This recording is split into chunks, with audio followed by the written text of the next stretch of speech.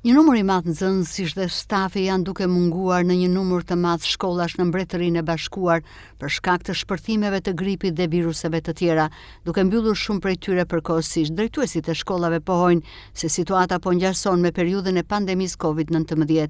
Një nga rastet më të prekura është në zonën e Walesit, ku më shumë se 250 nxënës dhe mësues u sëmurën duke u rikthyer tek mësimi online. Simptomat përfshin të vjella, diare, temperaturë të lartë, koll dhe lodhje, me një periudhë rikuperimi për rreth 7 ditësh. Raportohet se në Country, Londërder, 170 nxënës munguar në një ditë për shkak të sëmundjeve të ndryshme.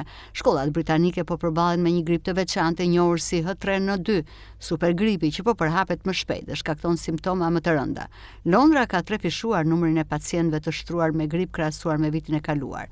Ndërkohë autoritetet shëndetësore po rekomandojnë përdorimin e maskave për të reduktuar përhapjen e virusit, ndërsa NHS paralajmëron për një valë të madhe infeksionesh dhe shtim të ndjeshëm të numrit të shtruarve në spital.